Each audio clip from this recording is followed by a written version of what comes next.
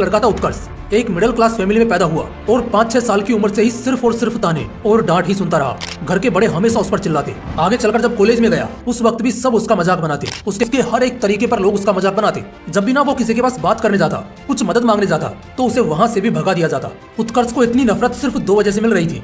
पहली की उसकी नाक टेढ़ी थी, जैसे कि अमूमन हर इंसान की वजह की वो गरीब परिवार से था। खासकर रिश्तेदार तो मुंह पर आकर बोलते, अरे मिश्रा जी, इस टेढ़ी नाक वाले लड़के को कौन अपनी लड़की देगा।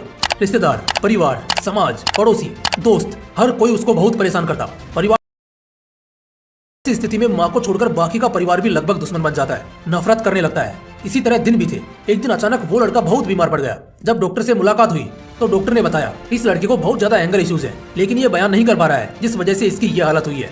दोस्तों, वो ना कभी बैठे बैठे ही मूर्त नहीं गई। उसकी माँ ने उसको पूछा, बेटा तुझे गुस्सा आता होगा ना जब सब तुझे इस तरह अलग नजरों से देखते हैं। इस पर उस लड़के ने तुरंत रिएक्ट करते हुए बगल का कांच जोर से एक मुक्का मारकर तोड़ दिया और फिर बोला, इस गुस्से से 1000 गुना ज्यादा गुस्सा मेरे अंदर हर एक पल में पल रहा है। जिस दिन मेरा वक्त आएगा ना, उस दिन सबको उनकी औकात दिखाऊंगा। ये बोलकर वो वहाँ से चला गया। दोस्तों, फिलहाल के लिए ना इस कहानी को थोड़ी देर के लिए यहीं पर होल्ड करते हैं और नजरिया अलग होगा उसको सुनते हैं। बाकी बने रहना, क्योंकि ये पिछली कहानी भी 2 मिनट बाद दोबारा से कंटिन्यू होगी। एक रईस घर का लड़का था विक्की। वो बचपन से ही बिगड़ा हुआ था। पैसे की तो भाई साहब को कोई कमी नहीं थी। इसी वजह से ऐसी कोई चीज नहीं थी जिससे वो अंजाम नहीं दे सकता था।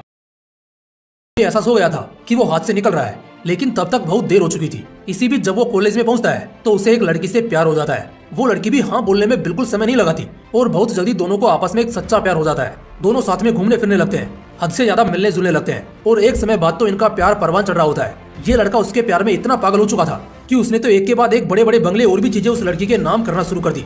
वो दोनों अब 22 साल की उम्र में पहुंच चुके थे। सब कुछ सही चल रहा था, लेकिन अचानक एक दिन विक्की जब उस लड़की से मिलने उसके घर गया तो घर के बाहर का दरवाजा लॉक्ड था। उसे थोड़ी देर तो कुछ भी समझ नहीं आया, लेकिन ठीक इसके बाद विक्की के फोन पर एक नोटिफिकेशन आता है। विक्की चेक करता है तो उसे उसकी गर्लफ्रेंड जूली का मैसेज दिखता है। जूली ने लिखा था, सॉरी, मेरे घर वाले जबरदस्ती मुझे बेंगलोर ले आए लड़का दिखाने। लड़का लंदन में काम करता है और बहुत पैसे वाले खानदान का है। बस इसीलिए घर वालों के जिद के सामने मैं हार गई। ये रही उस लड़के की तस्वीर और साथ में लिखती है, मैं हमेशा तुम्हारी ही हूँ। इतना कहकर उसने उसे ब्लॉक कर दिया। शायद इतना सुनने की देर थी बस। विक्की गुस्से से पागल हो गया। वो अपनी दुनिया में आग लगाने लगा, उस लड़की के पीछे बढ़ गया। दोस्तों, इस कहानी को भी बस 2 मिनट के लिए यहीं रोकते हैं और उस कहानी पर चलते हैं जिस पर हम थोड़ी देर पहले थे। हम बात कर रहे हैं उसी लड़के की जिसकी नाक टेढ़ी थी, बुद्धि से भी थोड़ा कमजोर था। इस वजह से सब उसे बहुत परेशान करते थे। वो लड़का अचानक गायब हो गया। किसी को कोई खबर नहीं कि वो कहाँ गया। माँ बाप, परिवार, रिश्तेदार सब होश खो बैठे। किसी को कुछ नहीं पता। माँ बाप ने पुलिस में कंप्लेंट भी लिखाई, लेकिन कुछ पता नहीं चला। सबको लगा कि उसको जो इतना चिढ़ाते थे, उससे तंग होकर, उससे गुस्सा होकर उसने कुछ गलत कर लिया है। 10 साल बीत गए, आज तक वो लड़का नहीं मिला।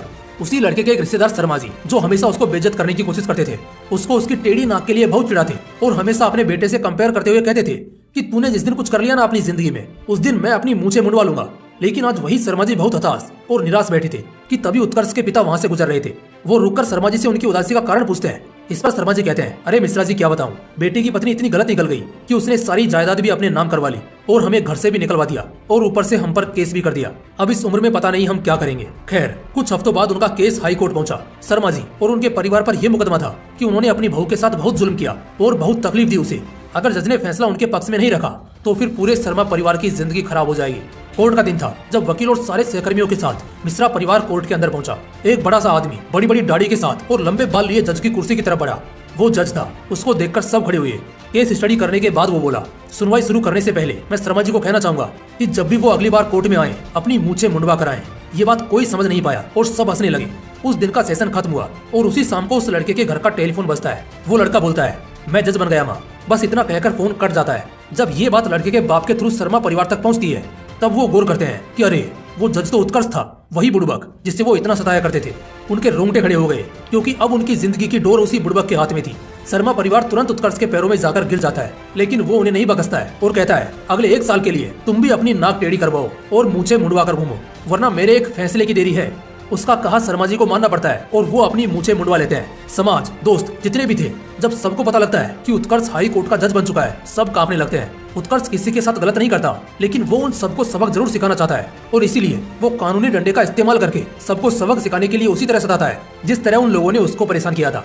ये सब खत्म होने के बाद वो अपने घर लौटता है और अपनी माँ को बोलता है, माँ, मेरे अंदर बचपन से गुस्से का बीज पल रहा था। मैं यहाँ रहता तो कुछ गलत कर देता, इसलिए मैं भागकर कलकत्ता चला गया और खुद को एक कमरे में बंद कर लिया। मैंने यही सोचा कि नाक टेढ़ी है, इससे लोग मुझे नहीं सता रहे, बल्कि मेरी औकात नहीं है इसलिए लोग मुझे सता रहे हैं। तो बस मैं अपनी औकात बनाने गया था। 10 साल बाद आज मैं हाई कोर्ट का जज हूँ, सिर्फ इसलिए क्योंकि उस गुस्से को मैंने पाला और जब जब दर्द हुआ उसे याद किया, जब कष्ट न सहने का मन हुआ खुद को इस बेइज्जती का एहसास कराया और आज मैं इस नतीजे पर पहुंचा हूं। चलो अब उस दूसरी कहानी पर वापस लौटते हैं और उसकी एंडिंग जानते हैं। विक्की गुस्से से पागल हो चुका था। विक्की दिन रात नशे की हालत में रहने लगा। उसने अपना नाम बहुत खराब कर लिया। 15-20 बार अलग अलग तरह के केसेस में फंसा। कभी किसी की गाड़ी ठोक दी तो कभी किसी का सिर फोड़ दिया। ऐसे करते करते जिंदगी में तो कुछ खास उखाड़ा नहीं, बस इसी के चलते सब कुछ बर्बाद ही होता गया। उसके पिता उससे बहुत नाराज हुए और उसको घर से निकाल दिया। वो अकेला किसी कीड़े मकोड़े की तरह रहने लगा। लेकिन इसी बीच 2 साल बाद उसे पता चला कि उसके पिता नहीं रहे। जब वो वापस लौटा तो देखा सब कुछ बिक चुका था, सब खंडर हो चुका था। उसके पिता ने खुदकुशी कर ली। उसने जितनी प्रॉपर्टीज उस लड़की के नाम की थी उन सब पर एक्स्ट्रा लोन लिए गए और जब वो लोन नहीं भरे गए तो सरकार ने उसके रेफरेंस में जितनी नॉमिनल प्रॉपर्टीज थी सबको कब्जे में ले लिया। तब विक्की की एक बहुत बड़ी गलतफहमी दूर हुई। उसे अब तक लग रहा था कि बदकिस्मती से उसको और उसके प्यार को अलग किया गया, लेकिन नहीं, वो लड़की सिर्फ उसके पैसों से प्यार करती थी। ये बात इसी से साबित होती है कि एक टुकड़ा भी कभी विक्की को उस लड़की ने नहीं लौटाया। वो गुस्से में आग बबूला हो चुका था। वो गन लेकर कहीं से भी उस लड़की का पता लगा लेता है और फिर उसके पति को मारने की कोशिश करता है, लेकिन सही समय पर पुलिस उसे दबोच लेती है और आईपीसी की धारा 307 के तहत अटेम्प्ट टू मर्डर के हिसाब से वो 5 साल से जेल में बंद है और उसके पास अब पैसे भी इतने नहीं थे कि जमानत हो सके। दोस्तों, इन दोनों कहानियों के अलग अलग नजरिए से सिर्फ एक बात को साबित करना चाहता था। अगर विक्की भी चाहता तो अपने गुस्से को पालकर शायद उस लड़की को उसी के अंदाज में जवाब दे सकता था, बदला ले सकता था, लेकिन उसने खुद को बर्बाद किया। जबकि उत्कर्ष, जिसने अपना बदला भी लिया, सबको झुकाया भी और अपने आप को ऊंचा दिखाया भी। इन दोनों में अंतर क्या है जानते हो? एक ने गुस्सा निकालना सीखा और दूसरे ने पालना। आखिर में दोनों का क्या हुआ तुम बेहतर जानते हो। उम्मीद करता हूँ तुम समझ चुके होंगे कि गुस्से को पालना क्यों जरूरी है। गुस्सा अगर बहुत बुरी चीज है तो बहुत अच्छी चीज भी है। अगर आप में दम है तो गुस्से को पालना सीखो।